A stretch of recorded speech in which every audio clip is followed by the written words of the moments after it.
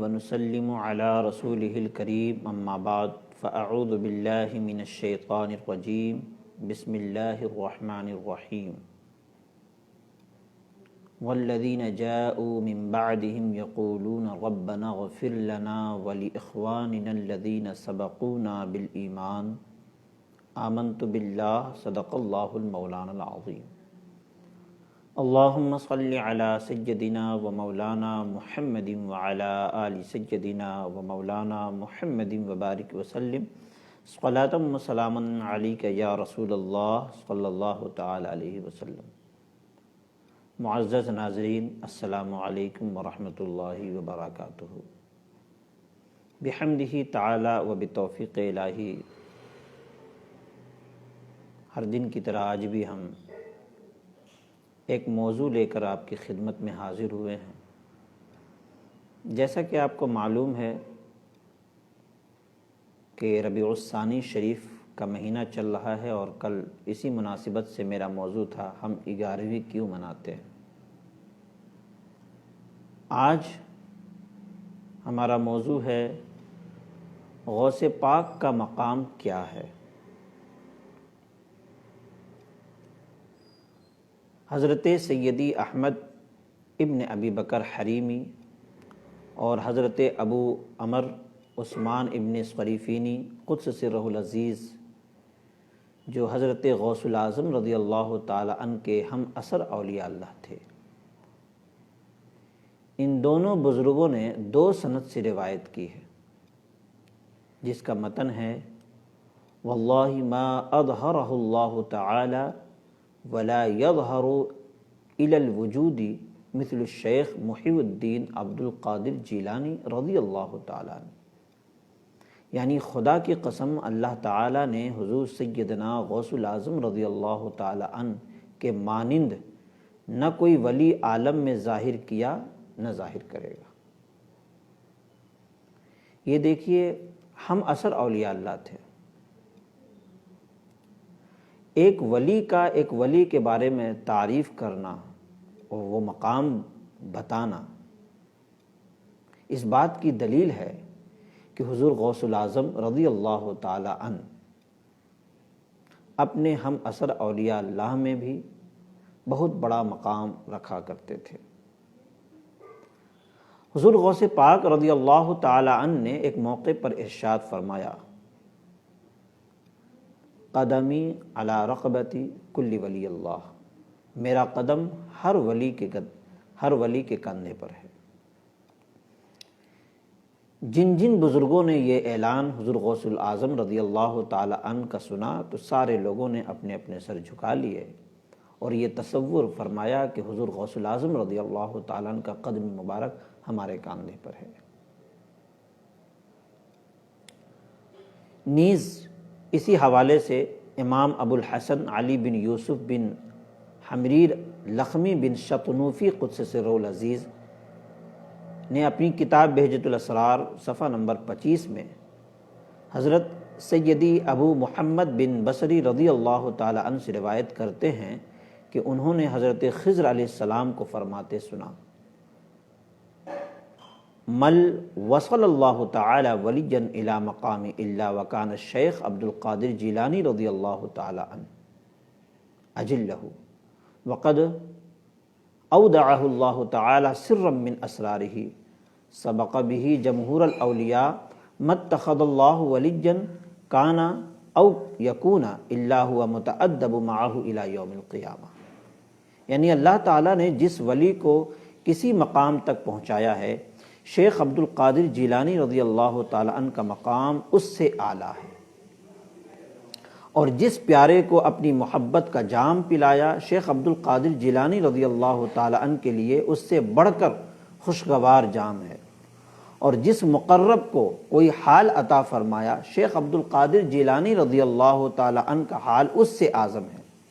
اللہ تعالیٰ نے اپنے اسرار سے وہ راز ان میں رکھا ہے جس کے سبب ان کو جمہور اولیاء پر سبقت ہے۔ اللہ تعالیٰ کے جتنے ولی ہو گئے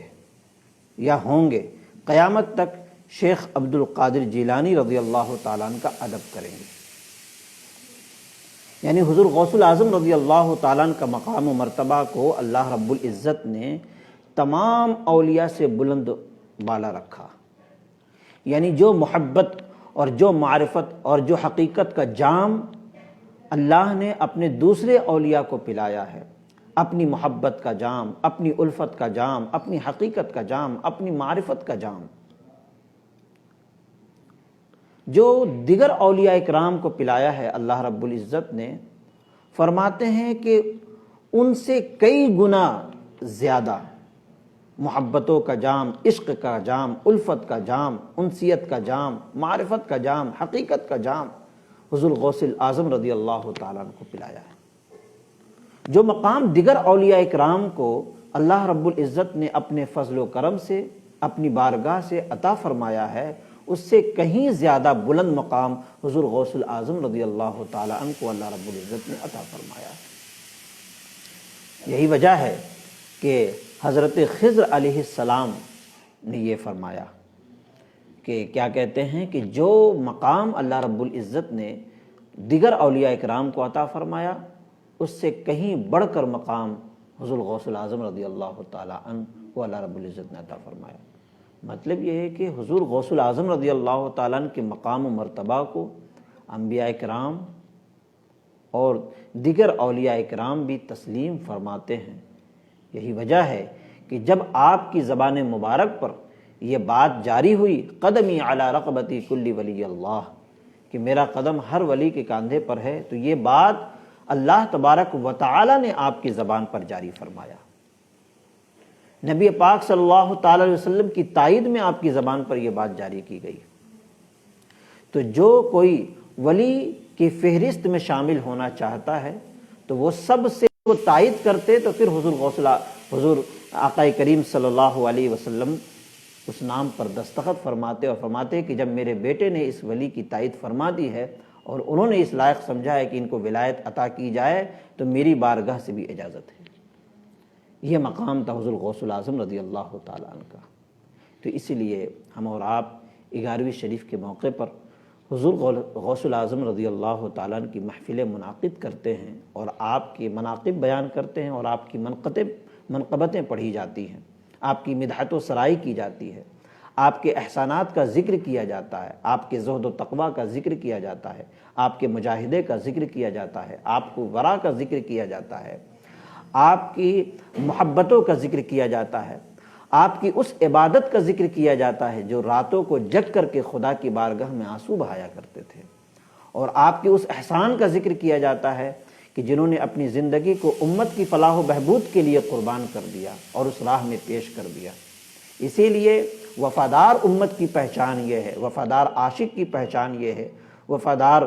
مسلمان کی پہچان یہ ہے، اور وفادار معاشرے کی پہچان یہ ہے کہ وہ اپنے محسنوں کو یاد رکھے، ہے نا، اور ان کے نام سے ایصال ثواب کی محفلیں منعقد کرتے رہے، تاکہ ان کی زندگی میں تو برکت ہو، ہے نا، ان کے درجات کو بلند کیا جائے گا،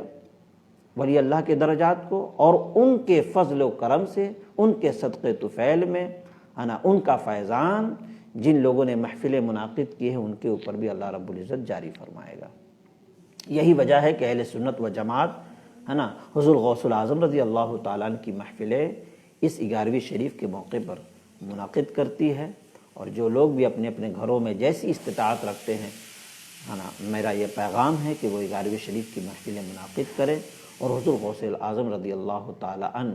کے نام کی منقبت اور آپ کی شان و علو مرتبت کا بیان اپنے گھروں میں بھی رکھیں۔ انشاءاللہ عز و جل اللہ اپنے فضل و کرم سے آپ کے صدقے طفیل میں، یعنی حضور غوث الاعظم رضی اللہ تعالیٰ عنہ کے صدقے طفیل میں،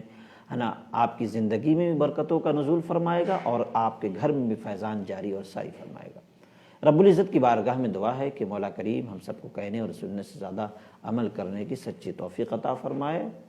وما توفیقی الا باللہ، استغفر اللہ ربی من کل ذنب واتوب الیہ، لا الہ الا اللہ محمد رسول اللہ صلی اللہ تعالی علیہ وسلم، وما علینا الا البلاغ۔ السلام علیکم ورحمۃ اللہ وبرکاتہ۔